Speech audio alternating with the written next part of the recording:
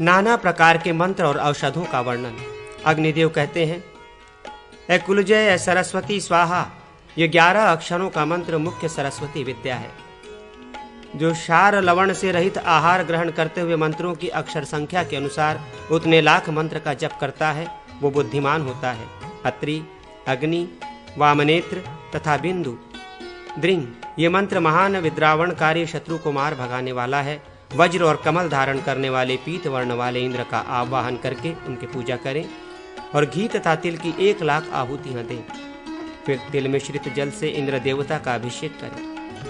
ऐसा करने से राजा आदि अपने छीने गए राज्य आदि तथा राजपुत्र आदि मनोवांछित वस्तुओं को पा जाते हैं। हल्लेखा हिंग, ये शक्ति देवा नाम से प्रसिद्ध है।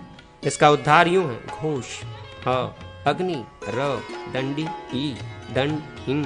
शिवा और शिव का पूजन करके शक्ति मंत्र ह्रीं का जप करें।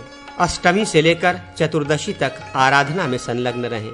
हाथों में चक्र, पाश, अंकुश एवं अभय की मुद्रा धारण करने वाली वरदायिनी देवी की आराधना करके होम आदि करने पर उपासक को सौभाग्य एवं कवित्व शक्ति की प्राप्ति होती है तथा वो पुत्रवान होता है। ओम ह्रीं ओम नमः कामाय सर्वजनहिताय सर्वजनमोहनाय प्रज्वलिताय सर्वजनम हृदय ममांगतम कुरु कुरु ओम। इसके जप आदि करने से ये मंत्र संपूर्ण जगत को अपने वश में कर सकता है। ओम ह्रीं चामुंडे अमुकम दहम दहम पचम पचम ममम वंशमानाय नमः स्वाहा ओम। ये चामुंडा का वशीकरण मंत्र कहा गया है। स्त्री को चाहिए कि वशीकरण के प्रयोग काल में त्रिफला के ठंडे पानी से अपनी योनि को धोए। अश्वगंधा, यवसार, हल्दी और कपूर आदि से भी स्त्रियां अपनी योनि का प्रक्षालन कर सकती हैं। पिपली के 8 तंदूल, काली मिर्च के 20 दाने और भटकैया के रस का योनि में लेप करने से उस स्त्री का पति आमरण उसके वश में रहता है।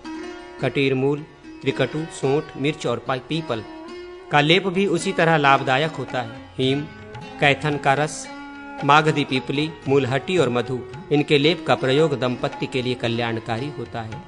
शक्कर मिला हुआ कदम्ब रस और मधु इसका योनि में लेप करने से भी वशीकरण होता है। सहदेई, महालक्ष्मी, पुत्रजीवी, कृतांजलि, लज्जावती, इन सब का चूर्ण बनाकर सिर पर डाला जाए तो यह लोक के लिए उत्तम वशीकरण का साधन है। त्रिफला और चंदन का क्वाथ, एक प्रस्थ अलग हो और 2 कुड़व अलग हो, भंगरैया तथा नागकेसर का रस हो, उतनी ही हल्दी, शंभुक, मधु, घी में पकाई हुई हल्दी और सूखी हल्दी, इन सब का लेप करें तथा बिदारी, कंद और जटामांसी के चूर्ण में चीनी मिलाकर उसको खूब मथ ले। फिर दूध के साथ प्रतिदिन पिएं। ऐसा करने वाला पुरुष सैकड़ों स्त्रियों के साथ सहवास की शक्ति प्राप्त कर लेता है। गुप्ता, उड़द, तिल, चावल, इन सब का चूर्ण बनाकर दूध और मिश्री मिलाएं। पीपल, बांस और कुश की जड़, वैष्णवी और श्री नामक औषधि की जड़ तथा दुर्वा और अश्वगंधा का मूल, इन सब को पुत्र की इच्छा रखने वाली नारी दूध के साथ पिए। कौंती, लक्ष्मी, शिवा और धात्री, आंवले का बीज, लोघ्र और वट के अंकुर को स्त्री ऋतुकाल में घी और दूध के साथ पिए। इससे उसको पुत्र की प्राप्ति होती है। पुत्रार्थिनी नारी श्री नामक औषध की जड़ और वट के अंकुर को दूध के साथ पिए। श्री वटांकुर और देवी, इनके रस का नस्य लें और पिए भी। श्री और कमल की जड़ को, अश्वस्थ और उत्तर के मूल को दूध के साथ पिए। कपास के फल और पल्लव को दूध में पीसकर तरल बनाकर पिए। अपामार्ग के नूतन पुष्पाग्र को भैंस के दूध के साथ पिए। उपर्युक्त 5.5 श्लोकों में पुत्र प्राप्ति के 4 योग बताए गए हैं। यदि स्त्री का गर्भ गलित हो जाता हो, उसे शक्कर, कमल के फूल, कमल गट्ठा, लोध, चंदन और सरिवा लता, इनको चावल के पानी में पीस कर दें या लाजा, यष्टि, मुलहटी, सीता, मिश्री, दाक्षरा, मधु और घी, इन सब का औलेहन बनाकर वो स्त्री चाटे। आटरूप, अड़ूसा, कलांगली, काकमाची, शिफा, जटामांसी, इन सब का नाभि के नीचे पीसकर छाप दे तो स्त्री सुखपूर्वक प्रसव कर सकती है। लाल और सफेद जवा कुसुम, लाल चीता और हिंग पत्री पिए। केसर, भटकटैया की जड़, गोपी, षष्ठी, साठी का तृण और उत्पल, इनको बकरी के दूध में पीसकर तैल मिलाकर खाए तो सिर में बाल उगते हैं। अगर सिर के बाल झड़ रहे हों तो वो इनको रोकने का उपाय है। आंवला और भंगरैया का 1 सेर तैल, 1 आढ़क दूध, षष्ठी और अंजन का 1 पल तैल, ये सब सिर के बाल, नेत्र और सिर के लिए हितकारक होते हैं। हल्दी, राजवृक्ष की छाल, चिंचा, इमली का बीज, नमक, लोध और पीली खारी, ये गौओं के पेट फूलने की बीमारी को तत्काल रोक देते हैं। ये गो समुदाय की रक्षा का मंत्र है। घंटाकर्ण, महासेन वीर बड़े बलवान कहे गए हैं। वे जगदीश्वर महामारी का नाश करने वाले हैं, अतः मेरी रक्षा करें। ये दोनों श्लोक और मंत्र गोरक्षक हैं, इनको लिखकर घर पर टांग देना चाहिए। अष्टाक्षर मंत्र तथा उसकी न्यासादि विधि। जब चंद्रमा जन्म नक्षत्र पर हो और सूर्य 7वीं राशि पर हो तो उसे पुषा का काल समझना चाहिए। उस समय श्वास की परीक्षा करें। जिसके कंठ और ओष्ठ अपने स्थान से चलित हो रहे हों, जिसकी नाक टेढ़ी हो गई हो और जीभ काली पड़ गई हो, उसका जीवन अधिक से अधिक 7 दिन और रह सकता है।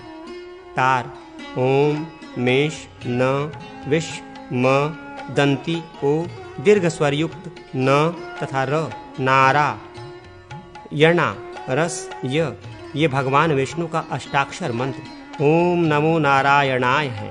इसका अंगन्यास इस प्रकार है। क्रुद्धोल्लकाय स्वाहा हृदयाय नमः, महल्लुकाय स्वाहा शिरसे स्वाहा, विरोल्लकाय स्वाहा शिखाय वषट, धुल्लकाय स्वाहा कवचाय हम, सहस्रोकाल्य स्वाहा अस्त्राय फट। इन मंत्रों को क्रमशः पढ़ते हुए हृदय, सिर, शिखा, दोनों भुजा तथा संपूर्ण दिग्भाग में न्यास करें। कनिष्ठा से लेकर कनिष्ठा तक 8 अंगुलियों के तीनों पर्वों में अष्टाक्षर मंत्र से पृथक पृथक 8 अक्षरों को प्रणव तथा नमः से संपुटित करके बोलते हुए अंगुष्ठ के अग्रभाग से उसका क्रमशः न्यास करें। तर्जनी में मध्यमा से युक्त, अंगुष्ठ में, करतल में तथा पुनः अंगुष्ठ में प्रणव का न्यास उत्तार कहलाता है। अतः पूर्वोक्त न्यास के पश्चात बीजोत्तार न्यास करें। अष्टाक्षर मंत्र के वर्णों का रंग यूं समझें। आदि के 5 अक्षर क्रमशः रक्त, गौर, धूम्र, हरित और सुवर्णमय कांति वाले हैं तथा अंतिम 3 वर्ण श्वेत हैं। इस रूप में इन वर्णों की भावना करके इनका क्रमशः न्यास करना चाहिए। न्यास के स्थान है हृदय, मुख, नेत्र, मूर्धा, चरण, तालु, गुहा तथा हस्त आदि।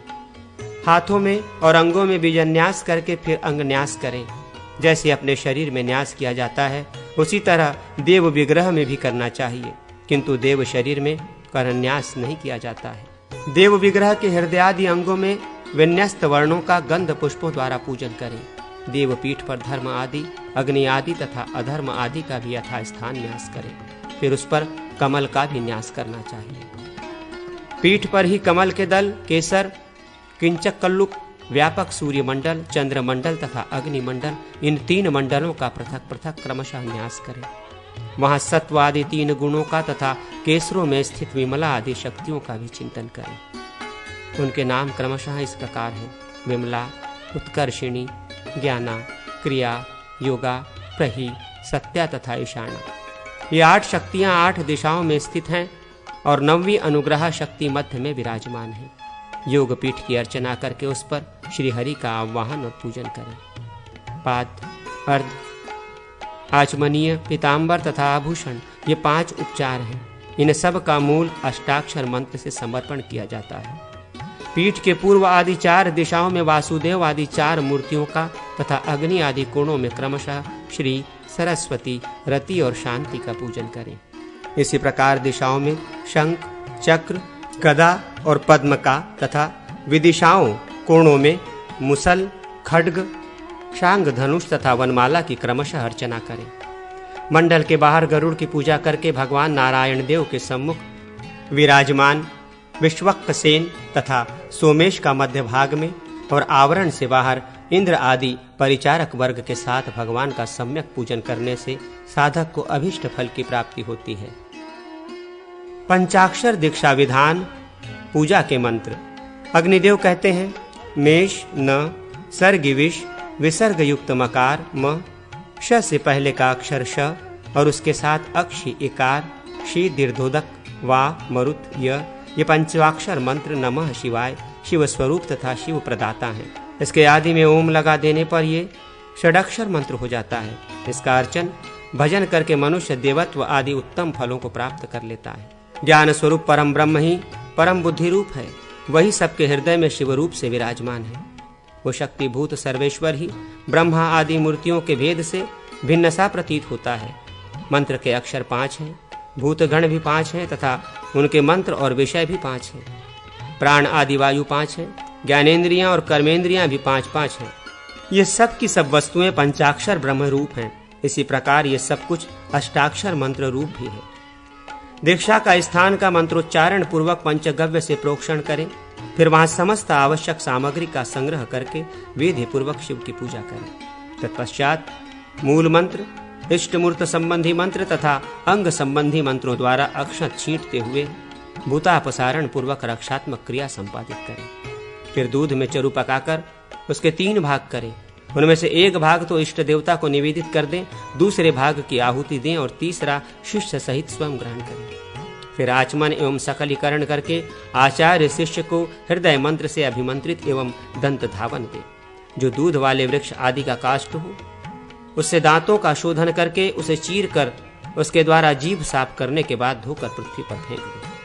यदि पूर्व दिशा में फेंकने पर वो दंत काष्ठ उत्तर या पश्चिम दिशा की ओर जाकर गिरे तो शुभ होता है, अन्यथा अशुभ होता है। पुनः अपने सम्मुख आते हुए शिष्य को शिखाबंध के द्वारा रक्षित करके ज्ञानी गुरु वेदी पर उनके साथ कुश के बिस्तर पर सो जाए।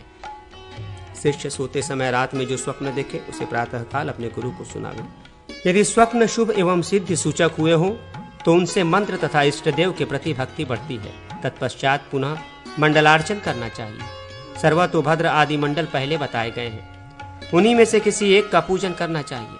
पूजित हुआ मंडल संपूर्ण सिद्धियों का दाता है। पहले स्नान और आचमन करके मंत्रोच्चारण पूर्वक देह में मिट्टी लगाएं, फिर पूर्ववत कल्पित शिव तीर्थ में साधक अघमर्षण मंत्र के जप पूर्वक स्नान करें।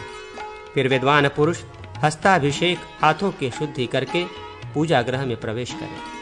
मूल मंत्र से योग पीठ पर कमलासन का न्यास चिंतन करें। मूल से ही पूरक, कुंभक तथा रेचक प्राणायाम करें। सुषुम्ना नाड़ी के मार्ग से जीवात्मा को ऊपर ब्रह्मरंध्र रही स्थित सहस्त्रार चक्र में ले जाकर परमात्मा में योजित स्थापित करते हैं। सिर से लेकर शिखा पर्यंत जो 12 अंगुल विस्तृत स्थान है वही ब्रह्मरंध्र है। उसी में स्थित परमात्मा के भीतर जीव को हंस सोहनम इस मंत्र द्वारा संयोजित करने के पश्चात ये चिंतन करे कि संपूर्ण भूतों के तत्व बीज रूप से अपने अपने कारण में संहार क्रम से विलीन हो गए हैं। इस प्रकार प्रकृति पर्यंत समस्त तत्वों का परमात्मा में लय हो गया है। तदनंतर वायु बीज यकार के द्वारा वायु को प्रकट करके उसके द्वारा अपने शरीर को सुखा दे।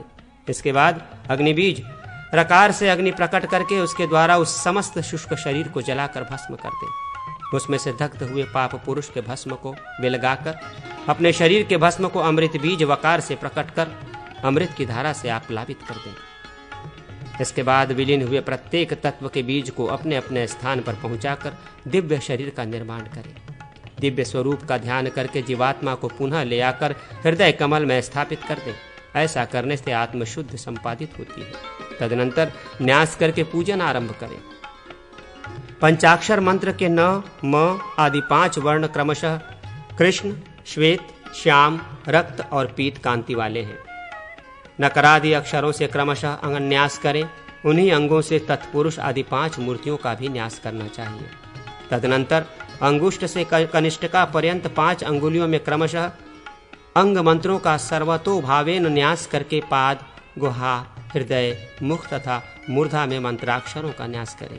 इसके बाद मूर्धा, मुख, हृदय, गुहा और पाद इन अंगों में व्यापक न्यास करके मूल मंत्र के अक्षरों का तथा अंग मंत्रों का भी वही न्यास कर दें। फिर अग्नि आदि कोणों में प्रकट पीठ के धर्म आदि पादों का जो क्रमशः रक्त, पीत, श्याम और श्वेत वर्ण के हैं चिंतन करके उनमें सांध्य मंत्र के अक्षरों का न्यास करें तथा पूर्वादि दिशाओं में स्थित अधर्म आदि का चिंतन करके उसमें अंग मंत्रों का न्यास करें। इस प्रकार योग पीठ का चिंतन करके उसके ऊपर अष्टदल कमल का और सूर्य मंडल, सोम मंडल तथा अग्नि मंडल इन 3 मंडलों का एवं सत्वादि गुणों का चिंतन करें। इसके बाद अष्टदल कमल के पूर्वादि दलों पर वामा आदि 8 शक्तियों का तथा कर्णिका के ऊपर 9वीं मनोन्मनी शक्ति का न्यास या चिंतन करें। इन शक्तियों के नाम इस प्रकार हैं: वामा, ज्येष्ठा, रौद्री, काली, कल विकारिणी, बल विकारिणी, बल प्रथमिनी, सर्वभूत दमनी तथा नवी मनोन्मनी। ये शक्तियां ज्वाला स्वरूपा हैं और इनकी कांति क्रमशः श्वेत, रक्त, शीत, पीत, श्याम, अग्नि, सदृश, असित, कृष्ण तथा अरुण वर्ण की हैं। इस प्रकार इनका चिंतन करें। तदनंतर अनंत योग पीठाय नमः से योग पीठ की पूजा करके हृदय कमल में शिव का आवाहन करें। स्फटिकाभम चतुर्बाहुम फालशूलधरम शिवम साभयम वरदम पंचवदनम च त्रिलोचनम। जिनकी कांति स्फटिक मणि के समान श्वेत है, जो 4 भुजाओं से सुशोभित हैं और उन हाथों में फाल, शूल तथा अभय एवं वरद मुद्राएं धारण करते हैं, जिनके 5 मुख और प्रत्येक मुख के साथ 3-3 नेत्र हैं, उन भगवान शिव का मैं ध्यान एवं आवाहन करता हूँ। इसके बाद कमल दलों में तत्पुरुषादि पंचमूर्तियों की स्थापना करें, यथा नमः तत्पुरुषाय नमः पूर्वे, मम अघोराय नमः दक्षिणे, शिम सदोजाताय नमः पश्चिमे, वामदेवाय नमः उत्तरे, यह ईशानाय नमः ईशाने। तत्पुरुष चतुर्भुज हैं, उनका वर्ण श्वेत है, उनका स्थान कमल के पूर्ववर्ती दल में है। अघोर के 8 भुजाएं हैं और उनकी अंग कांति असित श्याम है। इनका स्थान दक्षिण दल में है। सदोजात के 4 मुख और 4 ही भुजाएं हैं। उनका पीत वर्ण है और स्थान पश्चिम दल में है। वामदेव विग्रह देवी पार्वती के साथ विलसित होता है। उनके भी मुख तथा भुजाएं 4-4 ही हैं। कांति अरुण है। इनका स्थान उत्तरवर्ती कमल दल में है। ईशान के 5 मुख हैं, वे ईशान दल में स्थित हैं। उनका वर्ण गौर है तथा वे सब कुछ देने वाले हैं। तत्पश्चात इष्ट देव के अंगों का यथोचित पूजन करें। फिर अनंत, सूक्ष्म, सिद्धेश्वर अथवा शिवोत्तम और एक नेत्र का पूर्वादि दिशाओं में नाम मंत्र से पूजन करें। एक रुद्र, त्रिनेत्र, श्रीकंठ तथा शिखंडी का ईशान आदि कोणों में पूजन करें। ये सब के सब विद्वेश्वर हैं और कमल इनका आसन है। इनकी अंग कांति क्रमशः श्वेत, पीत, शीत, रक्त, धूम्र, रक्त, अरुण और नील है। ये सभी चतुर्भुज हैं और 4 ध्वज, गदा, शूल, चक्र और पद्म का पूजन करें। इस प्रकार 6 आवरण सहित इष्ट देवता की पूजा करके गुरु अधिवासित शिष्य को पंचगव्य पान कराए। फिर आचमन कर लेने पर उनका प्रोक्षण करें। इसके बाद नेत्रांत अर्थात नूतन शुक्ल वस्त्र की पट्टी से नेत्र मंत्र वौषट का उच्चारण करते हुए गुरु शिष्य के नेत्रों को बांध दे। फिर उस शिष्य को मंडप के दक्षिण द्वार में प्रवेश कराए। वहां आसन आदि या कुश पर बैठे हुए शिष्य का गुरु शोधन करे। पूर्वोक्त रीति से शरीर आदि 5 भौतिक तत्वों का क्रमशः संहार करके शिष्य का परमात्मा में लय किया जाए।